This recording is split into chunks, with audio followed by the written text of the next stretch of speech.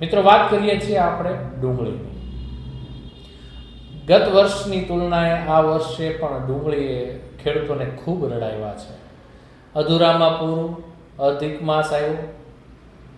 અધિક માસ એટલે આપણે એક તો દુષ્કાળ ચાલતો એમાં અધિક માસ આવે ને જે નુકસાની વેઠવી પડે એવું જ કંઈક થયું કે ખેડૂતોના ઘરમાં જ્યારે ડુંગળી ઉપાડવાનો સમય હતો, ઘરમાં આવવાનો સમય હતો, એવા સમયે જ કમોસમી વરસાદ આવ્યો અને સંપૂર્ણ ડુંગળીનો પાક છે નિષ્ફળ ગયો।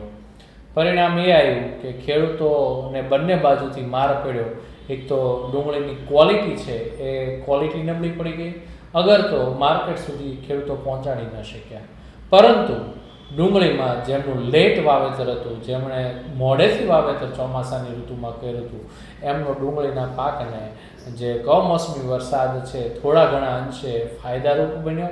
એક પિયત રૂપે એને પાણી મળી ગયું અને એ ડુંગળીનો પાક જે બચો કૂચો થોડો ઘણો હતો એ અત્યારે માર્કેટમાં સારી ક્વોલિટીમાં આવી રહ્યો છે।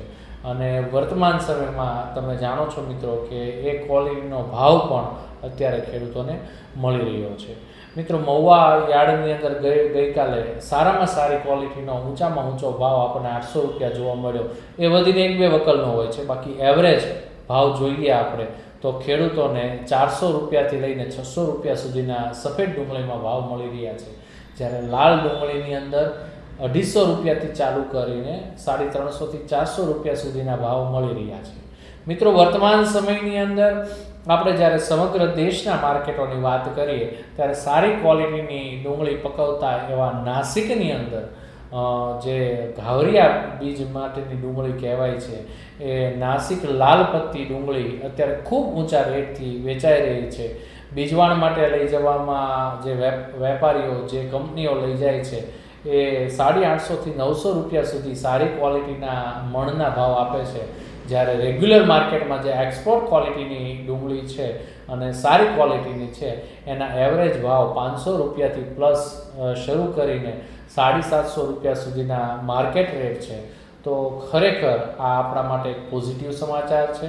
દિન પ્રતિદિન કદાચ એક્સપોર્ટમાં જો આમ જ વ્યવસ્થા રહી અને એક્સપોર્ટ આપણું સુધર્યું અને વધારે ને વધારે જો એક્સપોર્ટ થશે તો હજી આ ડુંગળીના ભાવ પૂરેપૂરા વધવાની શક્યતા છે।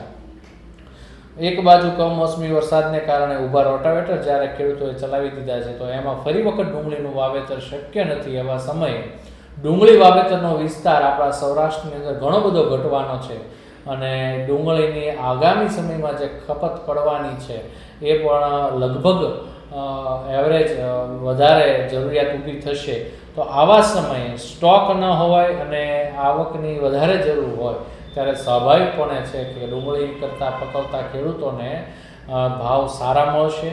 તો આવનારા દિવસોમાં આપણને જોવા મળશે કે ડુંગળી ખરેખર જે ખેડૂતોને રડાવી ગઈ હતી, તો જે લોકોએ આ સાહસભર્યા ખેતીમાં પોતાનું સાહસ અને પોતાની હિંમત હાર્યા વગર વાવેતર જો એમનામ ચાલુ રાખ્યું છે તો એવા ખેડૂતો ભવિષ્યની અંદર સારો એવો ભાવ ચોક્કસથી મેળવશે એવી આશા સાથે ફરી વખત આપણે કોઈ વિડીયો સાથે મળીશું। ત્યાં સુધી નમસ્કાર।